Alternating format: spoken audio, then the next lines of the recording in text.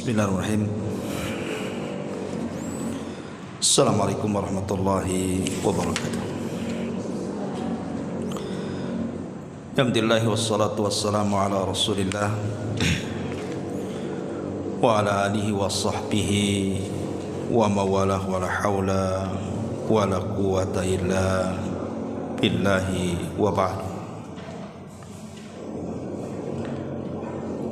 Alhamdulillah, segala puja dan puji hanya milik Allah subhanahu wa ta'ala. Salawat dan juga salam tahdiahkan kepada Rasul kita Nabi besar Muhammad sallallahu alaihi wa ala alihi wasallam.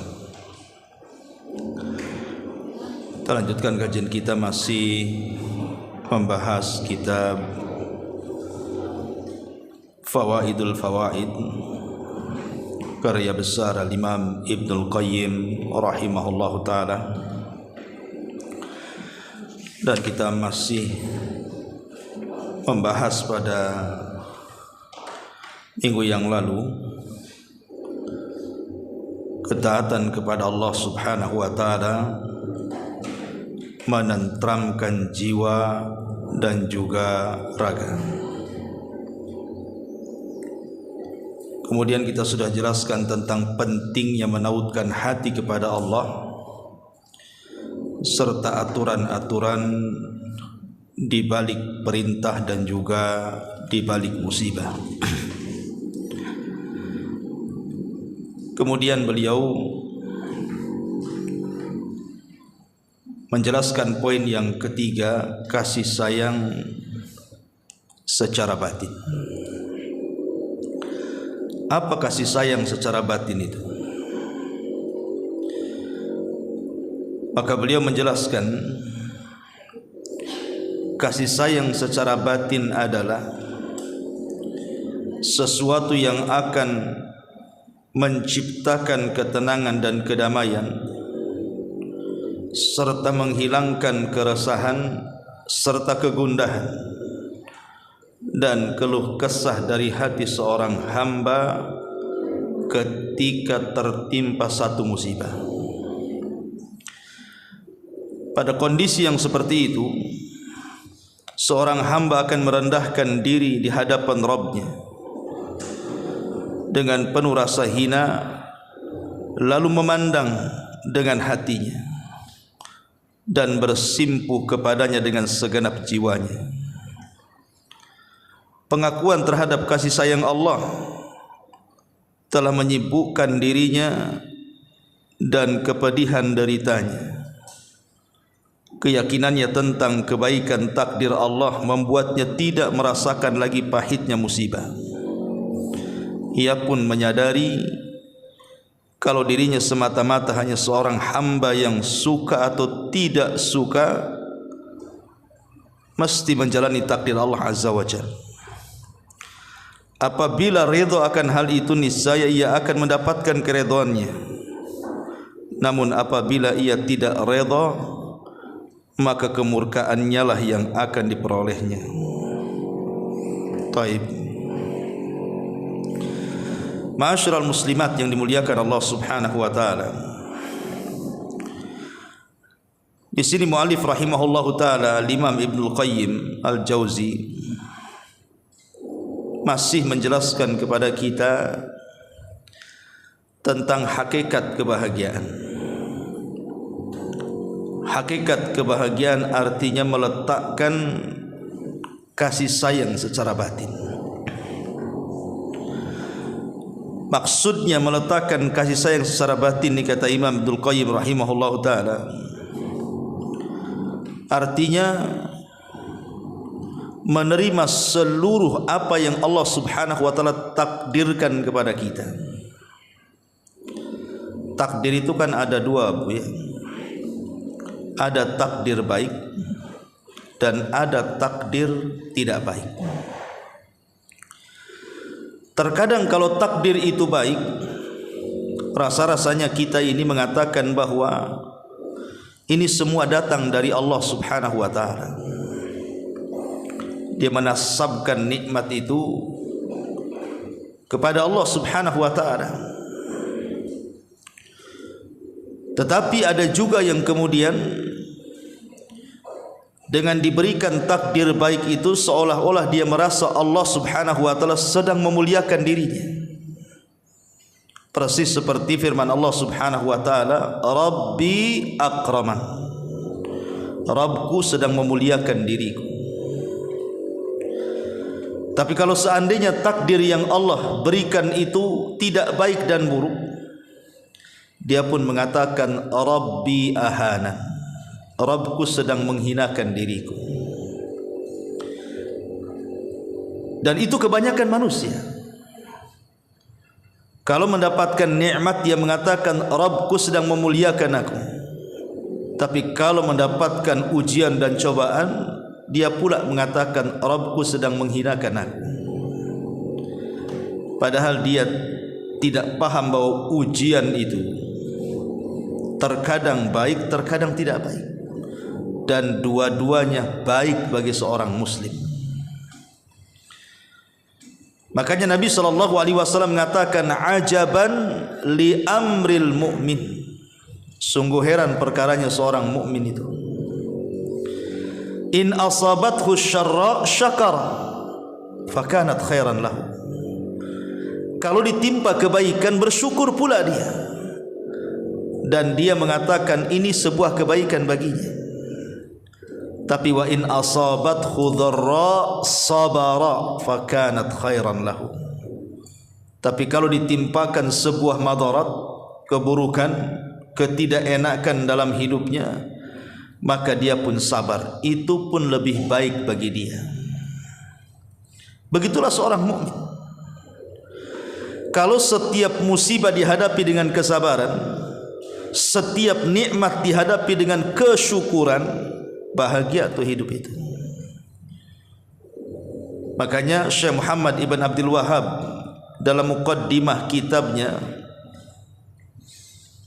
Qawaidul Arba'ah, beliau mengatakan ada 3 perkara yang mengantarkan manusia itu kepada kebahagiaan. Kemudian beliau menyebutkan yang pertama, kalau diberikan nikmat dia bersyukur, kalau diberikan ujian dia bersabar, dan kalau dia berbuat dosa dia segera istighfar. Kemudian beliau mengatakan hadhihi thalatha, 3 perkara ini unwanus sa'adah, itulah kunci pokok kebahagiaan. Coba saja ibu lakukan 3 perkara ini, pasti ibu bahagia. Kalau ibu dapat nikmat, ibu bersyukur, alhamdulillah, nikmat ini datang dari Allah Subhanahu wa taala. La in syakartum la azidannakum. Sebab kalau kita bersyukur akan nikmat, Allah tambah. Kemudian kalau ibu ditimpa musibah, ibu pula sabar, tidak tasakhut, tidak mengatakan musibah itu azab dari Allah Subhanahu wa taala, dan mengatakan kenapa asih aku saja yang ditimpa seperti ini, kenapa orang lain tidak. Tapi dia mengatakan bahwa boleh jadi musibah yang Allah Subhanahu wa taala berikan kepada kita ini sebuah kebaikan. Mungkin Allah hendak mempersiapkan sesuatu yang kita tidak tahu. Karena kesabaran itu kunci kesuksesan. Dan kalau berbuat dosa segera istighfar. Kalau 3 perkara ini ada, pasti bahagia. Yang tidak bahagia itu karena tidak bersyukur, tidak sabar, dan malas untuk istighfar. Lah di sini mu'alif rahimahullahu taala mengatakan bahwa apabila seseorang ditimpa musibah, kemudian dia menyandarkan kepada takdir Allah Subhanahu wa taala, maka hidupnya akan tenang. Karena musibah yang ibu dapatkan umpamanya itu sudah dicatat di Lauhil Mahfuz. Lalu buat apa bersedih? Umpamanya ibu terkena musibah sakit badannya, maka kita katakan, Bu, Ya, bukankah sakit yang saya derita ini sudah dicatat di Lauhil Mahfuz sebelum Allah menciptakan saya, bahkan sebelum Allah menciptakan langit dan bumi 500 tahun sebelumnya. Memang sudah dicatat harus sakit. Dicatat ekonominya memang harus diuji. Dicatat juga kesehatan anak-anaknya harus menguji orang tuanya, dan begitu seterusnya. Kalau orang berjalan dengan takdir itu tenang. Orang kalau berjalan dengan takdir itu tenang. Makanya sering saya katakan, dahulu ada seorang ulama salaf namanya Al-Asam. Dijelaskan bahwa beliau ini ulama yang paling tenang hidupnya, Bu. Jadi kalau dia dibicarakan keburukannya oleh manusia, selalu mendoakan kebaikan kepada orang yang mengucapkannya. Jadi kalau dikatakan si fulan menjelek-jelekan dirimu wahai syekh, maka dia mengatakan semoga Allah memaafkan dia. Si fulan menggibah anda, maka dia mengatakan semoga Allah memberikan hidayah kepadanya. Si fulan menghina anda loh, semoga Allah subhanahu wa ta'ala memberikan petunjuk sama dia. Kan tenang, Bu, kalau ibu diejek kemudian itu yang keluar kan, Bu. Pamanya saya katakan, Bu, saya tadi ketemu orang, dia ngata-ngatai ibu, ibu ini begini. Kemudian ibu katakan semoga Allah memaafkan dia. Bisa enggak tuh, Bu, ngomong gitu tuh? Saya yakin enggak bisa. Paling ibu katakan, ngomong apa dia? Gitu. Kan itu ya. Apalagi yang diomongkan tuh, berapa poin tuh, pasti berserang balik kan gitu ya. Tapi coba kalau seandainya cara menyikapi sebuah musibah itu ibu bawa ke positif, seperti tadi Al-Imam Asam ini, si fulan ada yang menghina anda, semoga Allah memaafkannya. Si fulan menggibah anda, semoga Allah memberikan hidayah kepadanya. Tenang, Bu, kalau kayak gini, Bu. Tapi kalau ibu kemudian saya katakan, Bu, si fulan menjelek-jelekan ibu, ayo kita datang kepada, ngomong apa dia? Ayo, saya ingin ketemu. Itu tidak akan bahagia hidupnya. Makanya, Bu, sebenarnya kata-kata orang itu tidak membahayakan kita. Kalau ada orang bicara, Bu, walaupun pembicaraan itu tidak baik, mungkin bentuknya penghinaan, mungkin bentuknya perendahan, cacian, makian, sebenarnya tidak akan memudaratkan hati ibu. Yang menjadikan hati ibu sempit gara-gara ucapan orang itu karena memikirkan yang diucapkannya.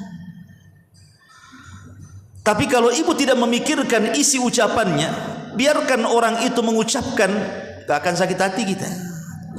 Biar sajalah dia ngomong, nanti kan capek sendiri. Tapi kalau ibu memikirkan ucapan orang itu yang membuat hati pula kita tak bahagia. Makanya biarkan orang bicara, tapi ibu jangan memikirkan apa yang dibicarakan. Mengalir begitu saja. Jadi sang alim ini ditanya kuncinya, kenapa engkau bisa tenang menghadapi ucapan manusia itu? Maka salah satu jawabannya adalah karena aku yakin bahwa rizkiku tidak mungkin diambil orang lain. Aku sangat yakin bahwa rizkiku tidak mungkin diambil orang lain. Jadi kalau kita yakin bahwa rizki yang Allah rizkikan kepada kita itu yakin tidak mungkin diambil orang, tenang hidup kita. Lalu kenapa mesti curiga sama orang? Ibu buka warung, kemudian sebelahnya buka warung, laris pula lah yang sebelah itu, sepi pula warung kita. Kalau seandainya ibu yakin bahwa tidak mungkinlah warung sebelah itu mengambil rizki dari yang Allah rizkikan kepada kita, ibu akan tenang. Mungkin sudah rizkinya dia rame, mungkin belum rizkinya saya belum rame. Kan tenang tuh. Ya saya kan hanya ikhtiar berdoa saja, semoga Allah Subhanahu wa taala melariskan dagangan saya. Kalau sikap kita seperti ini berjalan dengan takdir, Bu, tenang. Tapi kalau tidak berjalan dengan takdir, itu hidupnya was-was, Bu. Jangan-jangan pakai dukun tuh. Jangan-jangan rajahnya banyak. Jangan-jangan dia hasad dengan saya. Jangan-jangan meletakkan apa. Jangan-jangan akhirnya tidak tenang hidupnya. Karena hidup dengan kalimat jangan-jangan akhirnya. Begitu juga perkara-perkara yang lainnya. Yakin bahwa rizki kita tidak mungkin diambil orang lain. Satu dunia mencaci maki ibu, tidak mungkin berkurang rizki ibu. Tidak mungkin berkurang rizki ibu.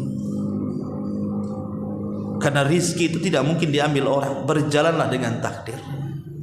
Silahkan menghina, mencaci, memaki saya. Toh saya juga tidak akan bergeming dengan cacian makian itu. Karena aku yakin rizki Allah tidak mungkin diambil orang yang mencaci maki saya. Karena biasanya kalau ada orang yang menghina itu, hakikatnya dia tidak punya yang ada pada diri kita. Makanya dia menghina kita. Dari sini ulama mengajarkan kepada kita sebisa mungkin jangan terpengaruh hati itu dengan ucapan manusia. Makanya sering saya istilahkan, Bu, jadikan hati itu seperti pintu. Jadikan hati itu seperti pintu. Apa maksudnya? Ibu kalau dalam rumah kemudian bising, Bu, pasti ditutup pintunya. Kalau masih bising juga, masuk ke kamar, ditutup lagi pintunya supaya tidak mendengar ucapan-ucapan yang bising dari luar masuk ke dalam rumah, kan? Itu telinga kita. Lah jadikan juga hati kita itu seperti telinga yang kalau merasa bising ditutup pintunya. Lah begitu juga hati, kalau sudah mulai hati ini diganggu oleh ucapan manusia, maka tutup rapat-rapat hati itu. Jangan sampai ada ucapan masuk ke dalam hati kemudian ibu terpikir dengan ucapan itu. Berjalanlah dengan takdir Allah. Itulah kata Imam Ibnul Qayyim di sini. Berjalan dengan takdir Allah. Dan kata Imam Al-Asam tadi, rizki kita tidak mungkin diambil orang. Ajal kita, bahagia kita, celaka kita, husnul khotimah, su'ul khotimah kita, semuanya itu berjalan dengan takdir. Sebab kalau seandainya orang berjalan dengan takdir itu tenang hatinya, enggak mungkinlah kebahagiaan saya diambil orang lain.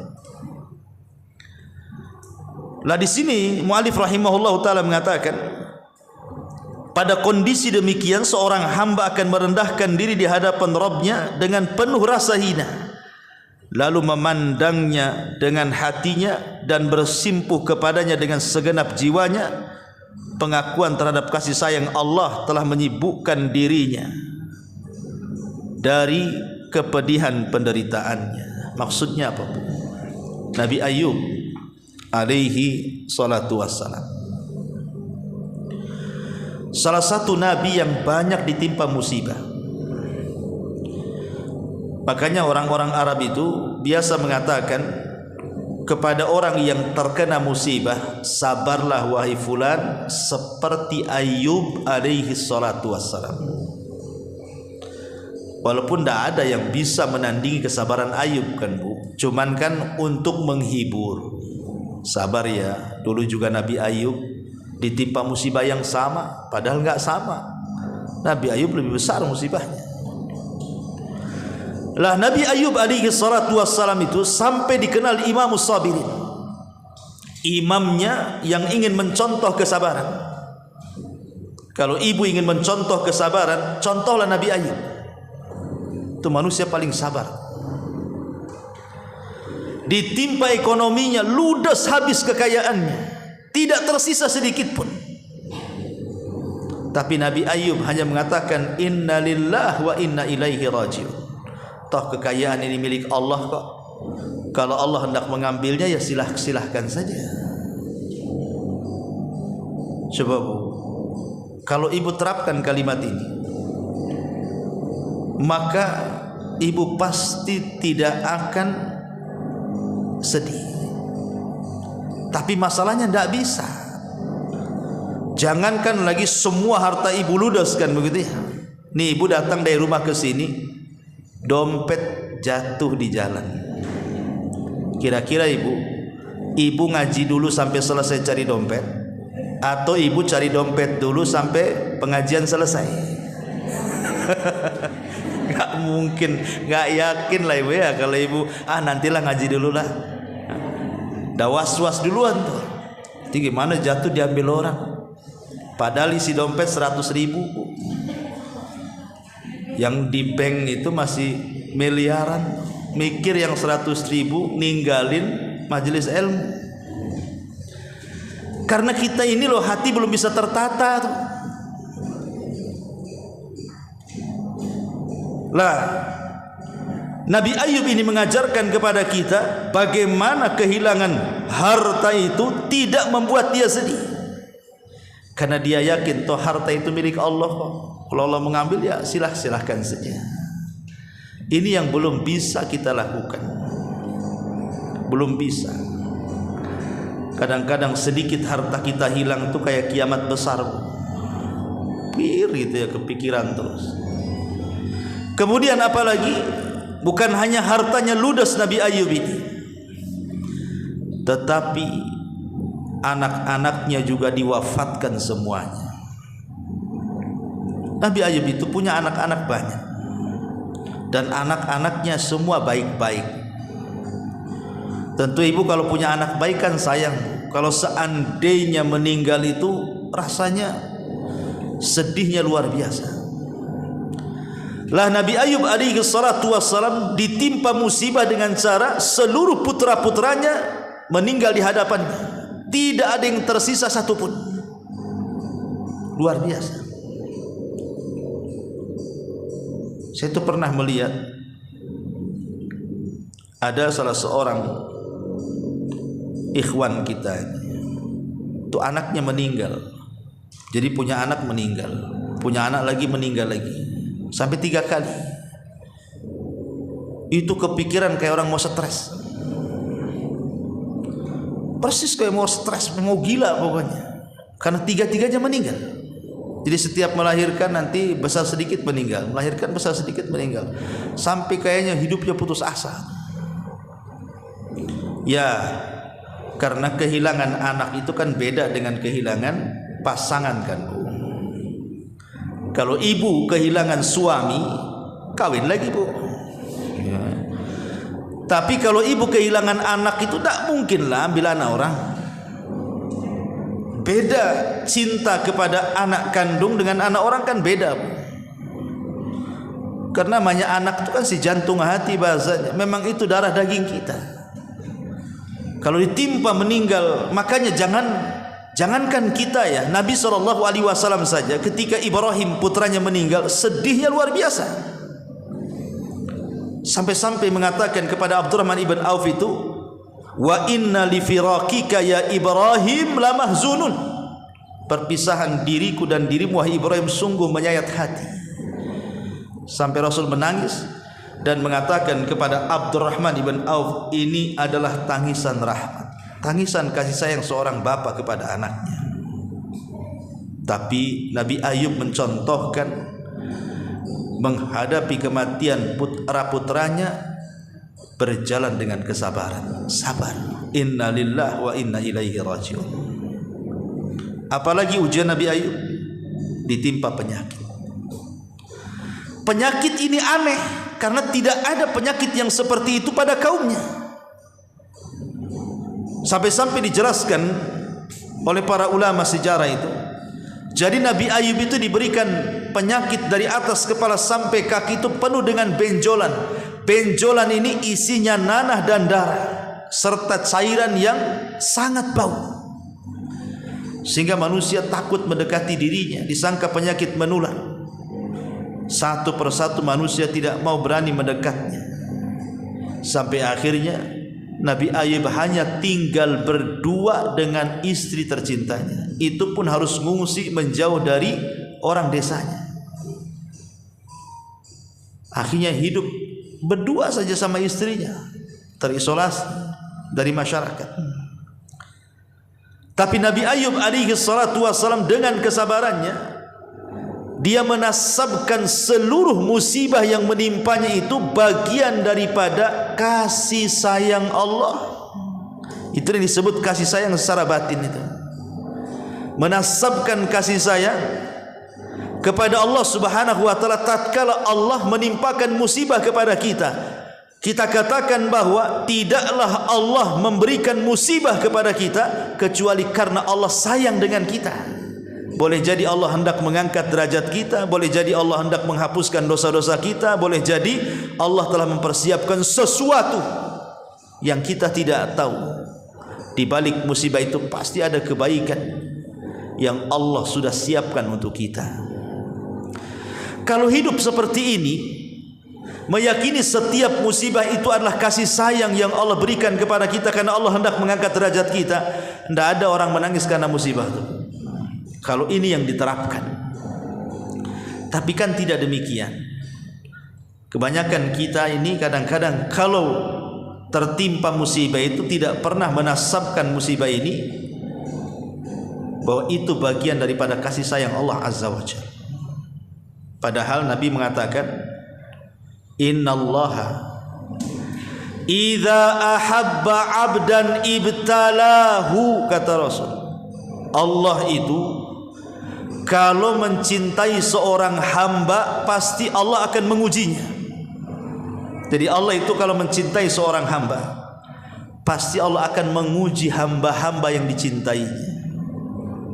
Betulkah dia jujur keimanannya ataukah dusta? Faman radiya falahu ridha wa man sakhita falahu sukhtu. Kalau hamba yang diujinya itu redha dengan ujian yang ia berikan kepadanya, Allah pun senang kepadanya.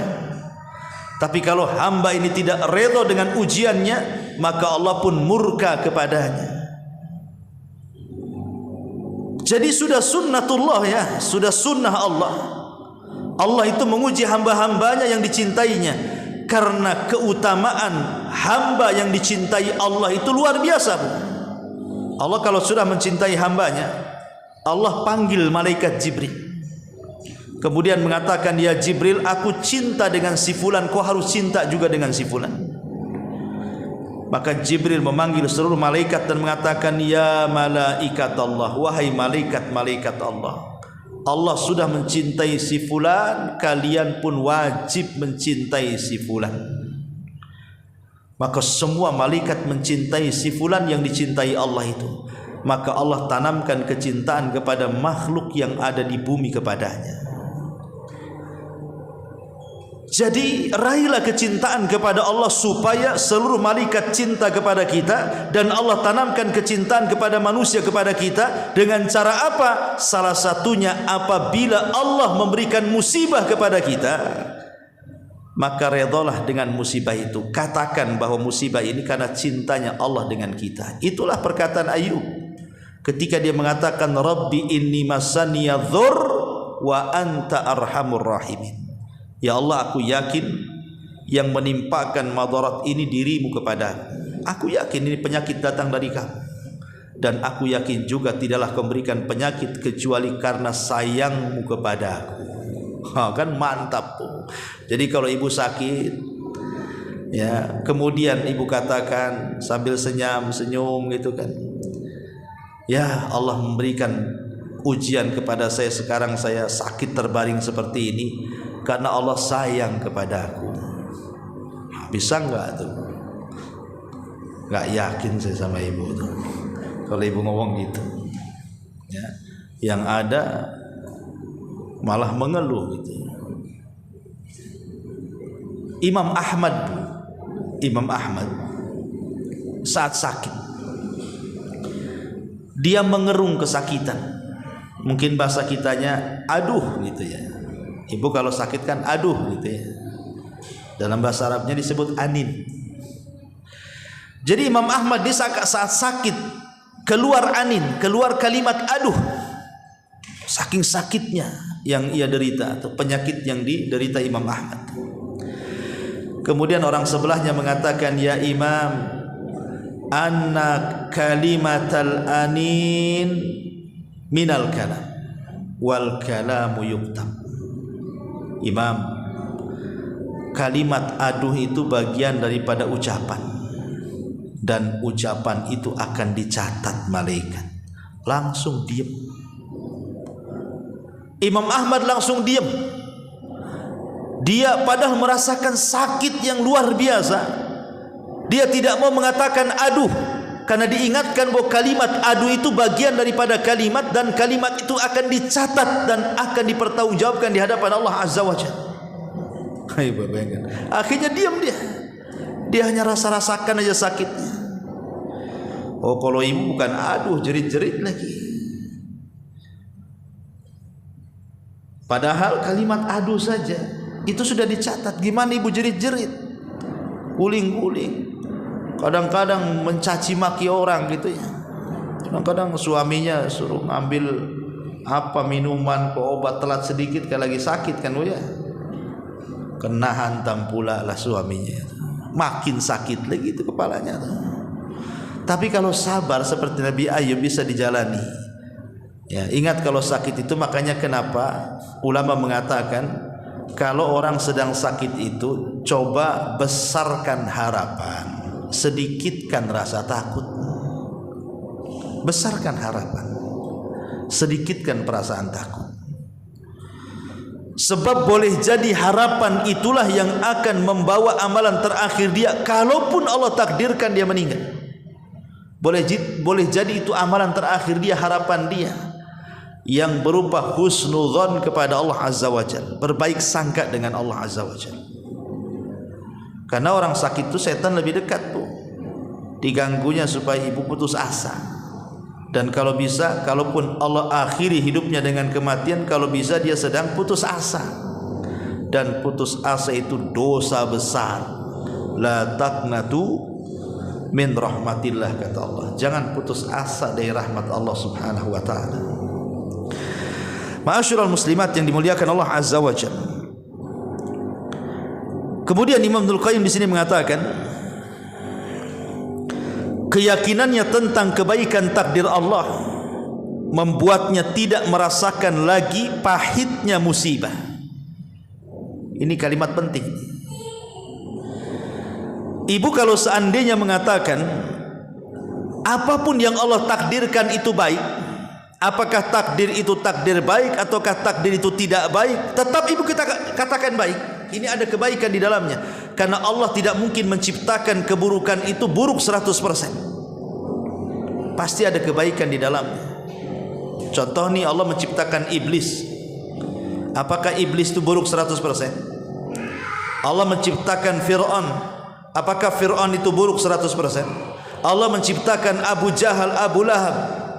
Apakah ketika Allah menciptakan Abu Jahal, Abu Lahab itu buruk 100%? Tidak ada. Allah itu menciptakan keburukan 100%. Pasti di balik itu ada kebaikan. Kalau tidak ada iblis, tidak ada neraka dan surga. Kalau tidak ada iblis, tidak bisa dipisahkan mana yang baik, mana yang buruk. Kalau tidak ada iblis, tidak bisa dipisahkan mana yang ikhlas, mana yang tidak ikhlas, kan? Berarti adanya iblis itu ada kebaikan, supaya tahu mana yang jujur imannya, mana yang tidak jujur imannya, mana yang jadi pengikut iblis, mana yang menjadi musuh iblis. Jadi tidaklah Allah menciptakan keburukan itu kecuali ada kebaikan di dalamnya. Karena tidak ada keburukan itu yang 100%. Pasti ada kebaikan di situ. Artinya kalau seandainya kita mengikuti perkataan Imam Ibnul Qayyim itu, setiap takdir itu dianggap baik, kata beliau, tenang hati kita ini. Tenang hati kita ini kalau seperti itu. Tapi kan kenyataannya sulit. Ibu nganggap baik itu kalau takdirnya baik, kan ya. Kalau takdirnya tidak baik itu ya nggak akan mengatakan ini kebaikan bagi saya, yang ada ini keburukan bagi saya. Coba kita perhatikan sejarah Nabi SAW. Di permulaan dakwah Nabi SAW itu tidak ada yang menghormati. Tidak ada yang menghormati Nabi SAW di permulaan dakwah.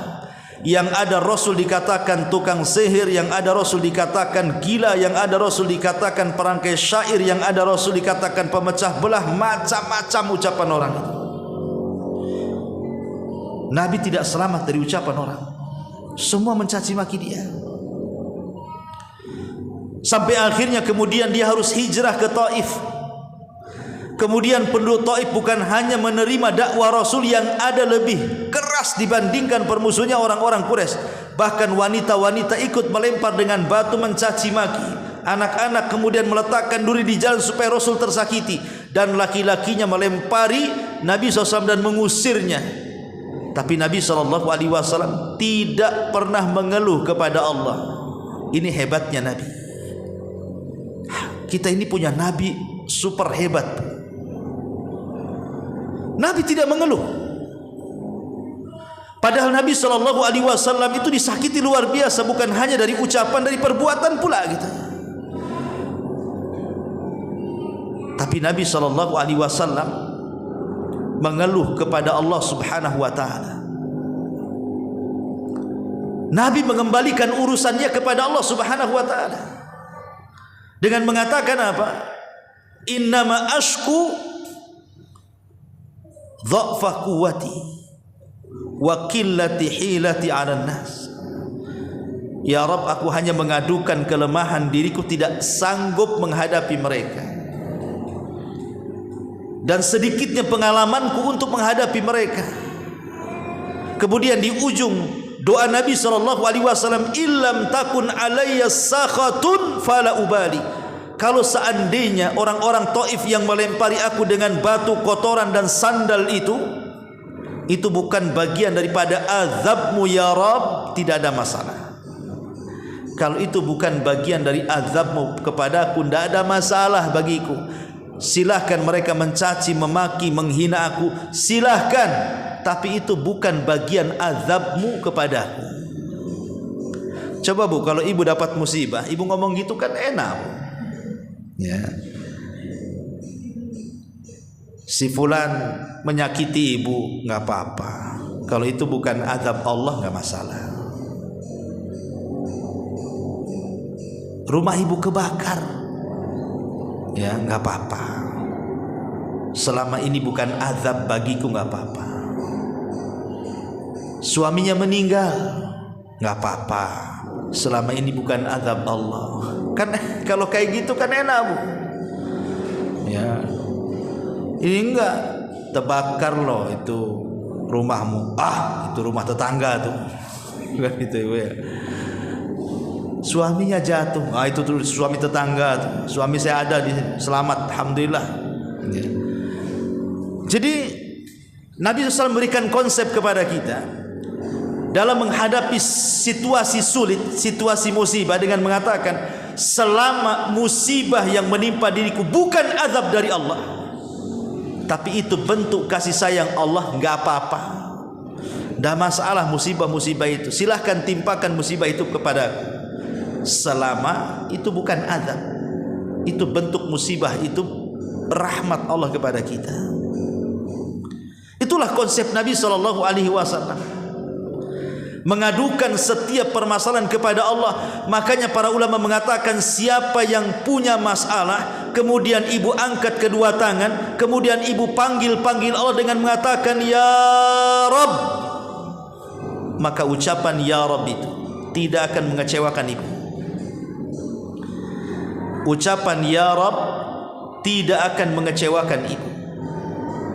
Ibu kalau ada masalah, adukan segera kepada Allah Azza wa Jalla, agar Allah Rabb kita itu menyelesaikannya. Maka siapapun yang mengangkat kedua tangannya dan mengatakan ya Rabb, pasti masalahnya akan diuraikan.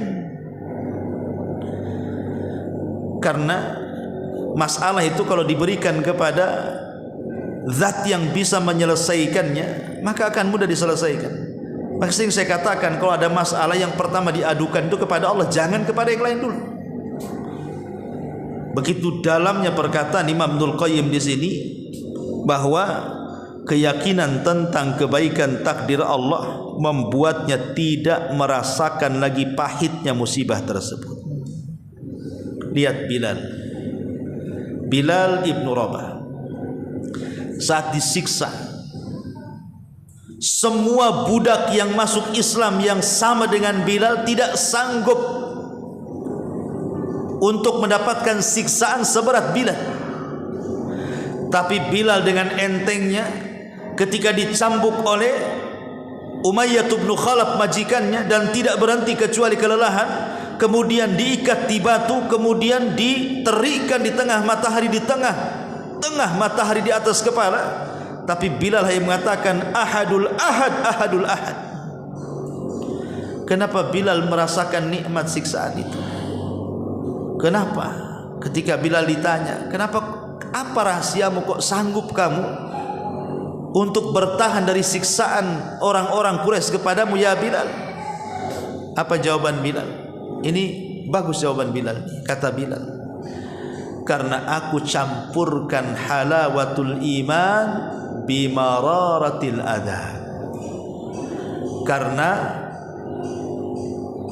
indahnya, manisnya, lezatnya keimanan lebih mengungguli daripada keperitan azab yang aku rasakan. Lihat bagaimana Bilal memberikan konsep hidup bahagia kepada kita ini. Apa kata Bilal? Karena lezatnya iman itu mengalahkan keperitan penderitaan. Itu yang menjadikan aku tidak merasakan cambukan-cambukan itu. Kenapa? Karena iman itulah yang mendominasi dalam hatiku. Kelezatan iman itu yang melupakan segalanya. Harusnya kita seperti itu. Ambil konsep Bilal bin Rabah radhiyallahu anhu. Jadi kalau seandainya kita ditimpa musibah nih, maka segera ibu melakukan ibadah, ketaatan kepada Allah Subhanahu wa taala, karena ketaatan kepada Allah itulah penentram jiwa dan raga dalam bab ini. Supaya ketika ibu taat, mulai ketika musibah itu makin ditingkatkan ibadahnya, nanti kelezatan ibadah yang ibu lakukan itu akan mengurangi memikirkan musibah yang sedang menimpa ibu. Itu maksudnya. Ya memang berat, tapi kan harus dilatih, ya. Kemudian mu'alif rahimahullahu ta'ala mengatakan, ia pun menyadari kalau dirinya semata-mata seorang hamba yang suka ataupun tidak suka mesti menjalani takdir Rabbnya. Manusia tidak mungkin lepas dari takdir, siapapun dia. Maka apabila redha akan hal itu, niscaya ia akan mendapatkan keredhaannya. Namun apabila dia tidak redha, maka kemurkaannya lah yang akan diperoleh. Kemarin sudah saya singgung macam-macam orang dengan musibah itu kan. Maka yang terburuk dari orang yang mendapatkan musibah itu, apabila satu hatinya tidak ikhlas, lisannya tidak redha karena mencela Allah, dan juga dia marah seolah-olah musibah itu azab yang sedang ditimpakan kepadanya. Ini seburuk-buruk orang yang mendapatkan musibah kemudian dia melakukan hal yang seperti itu. Ma'asyiral muslimat yang dimuliakan Allah Azza wa Jalla, inilah perkataan mu'alif. Kemudian yang terakhir beliau tutup, kasih sayang secara batin ini merupakan buah dari muamalah batiniyah, kesalehan batin yang disebut sebelumnya. Semakin soleh batinnya, semakin bertambah kasih sayang secara batin yang diperolehnya. Sebaliknya, semakin berkurang kesolehan batinnya, maka semakin berkurang kasih sayang secara batin yang diraih. Maksudnya tetap kembali kepada kesolehan hati.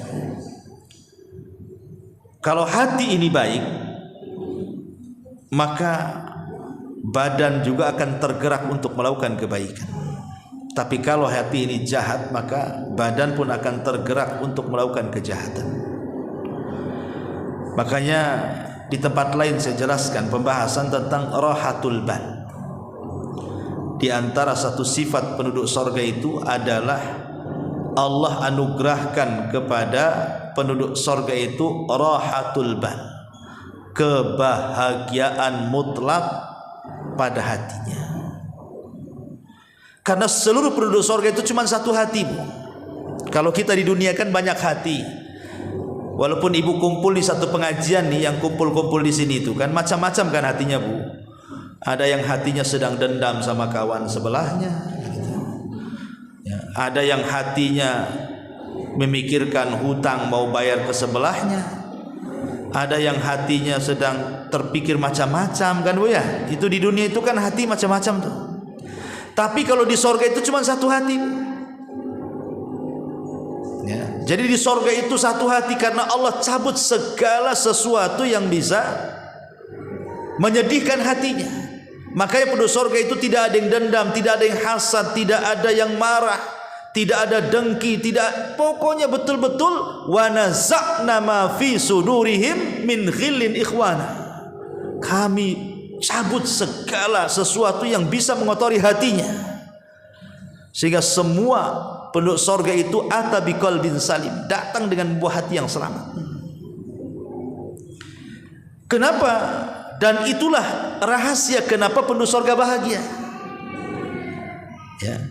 Rahasia kenapa penduduk sorga itu bahagia, karena hatinya tidak ada penyakit, semua dicabut. Maka rahasia besar bahagia itu sekali lagi adalah dengan cara rahatul bal. Bahagiakan hati, maka yang lainnya bahagia. Tapi kalau hati sempit, yang lain ikut sempit. Itu yang dikatakan Ibnul Qayyim di sini. Yang penting hati itu tenang, maka yang lain ikut tenang. Tapi kalau hati tidak tenang, yang lain tidak akan tenang. Makanya kenapa hati para ulama, walaupun badan-badan mereka di penjara, Bu, para ulama itu tidak pernah merasakan sedih.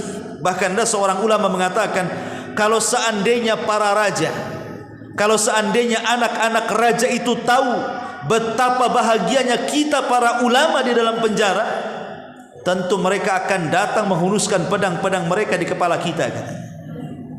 Ini ucapan para ulama salaf dulu. Kalau seandainya para raja dan anak-anak raja itu mereka mengetahui betapa bahagianya kita para ulama di penjara ini, tentu mereka akan datang dengan pedang dan memenggal kepala kita. Kenapa jasad-jasad para ulama, walaupun mereka di penjara seperti Ibnu Taimiyah di penjara sekian tahun, Imam Ahmad di penjara sekian tahun, Imam Bukhari, Imam Syafi'i, para ulama salaf dulu itu banyak di penjara oleh pemerintah, tapi mereka tenang-tenang saja. Karena yang di penjara itu hanya fisiknya saja, hatinya tidak di penjara. Makanya kemudian batinnya tenang-tenang saja para ulama itu, karena mereka menyangka silahkan badan saya kalian penjara, tapi hati tidak bisa dipenjara. Makanya kenapa hati para ulama itu adalah hati yang sangat mulia, dan kemuliaan hati itu ada pada hati tidak berubah. Coba, Bu, kalau bisa hati ibu itu jangan berubah, baik mendengar orang yang mencela ibu, baik mendengar orang yang memuji ibu, jangan berubah. Sebab ibu ini kadang udah berubah masalahnya. Kalau ada yang muji, langsung ambil cermin. Betul nggak ya orang itu ngomong saya? Kayaknya langsung besar lah hidungnya tuh, Bu. Tapi kalau dengar ada orang yang mencela, langsung ciut, langsung terasa terhina dengan ucapan orang. Coba kalau seandainya kita jadikan sama antara pujian dan celaan. Anda mau mencela silahkan, Anda memuji ya silahkan. Hati saya tidak pernah berubah. Bahagia, Bu, kalau kayak gini. Ibu bisa tidak mempedulikan celaan dan pujian, tidak menjadikan memuji kemudian besar kepala kita, tidak pula menjadikan celaan itu mengecil pula kepala kita. Karena orang-orang yang mereka meladeni ucapan orang ketika memuji, tiba-tiba kemudian besar kepalanya, ketika ada yang mencela kemudian kecil, terasa kecil dan hina kita, itu biasanya hidupnya tidak bahagia. Cobalah jadikan kemuliaan itu bukan dari pujian orang, dan juga jangan pernah menjadikan sebuah kehinaan itu karena celaan orang. Celaan orang itu tidak menjadikan ibu terhina, sebagaimana pujian orang tidak menjadikan ibu ini naik pangkat dan derajatnya. Karena izzah itu hanya milik Allah. Siapapun yang Allah Subhanahu wa ta'ala angkat derajatnya, tidak ada satupun makhluk merendahkannya. Tapi kalau Allah sudah merendahkannya, satu dunia mau mengangkat derajatnya tidak akan bisa. Maka kemuliaan itu hanya milik Allah. Walillahi izzatu jami'ah. Kemuliaan itu hanya milik Allah semuanya. Mintalah kepada Allah. Karena terkadang kalau kita melihat orang-orang yang ketika kita sukses mereka tepuk tangan, mengucapkan selamat, tapi ketika kita telungkup, ketika kita gulung tikar dan bengkrap, tangan yang digunakan untuk menepuk saat keberhasilan kita, mereka letakkan di muka-muka saat ketika kita gagal dalam usaha. Lalu apa gunanya tepuk tangan itu? Ya. Ketika kita sukses, mereka tepuk tangan. Ketika kita kemudian jatuh, mereka pun meletakkan tangan di muka-muka mereka. Ketika sukses, mereka mau datang kepada kita. Ketika kita jatuh, mereka sudah satu persatu mundur menjauhi kita. Itulah manusia. Lah karena manusia seperti itu, tidak perlu kita ini datang kepada manusia. Kalau ada masalah datang kepada Allah. Karena sifat manusia seperti itu, Bu. Kalau ibu berhasil, mereka datang. Ibu ini kayak gula. Orang itu kayak semut, datang semua ke ibu, ya ibu. Kalau ibu lagi susah, jauh-jauh. Jangan tuh. Ini orang ini kalau dekat-dekat kayaknya mau pinjam uang nih. Saya tahu nih orang susah nih.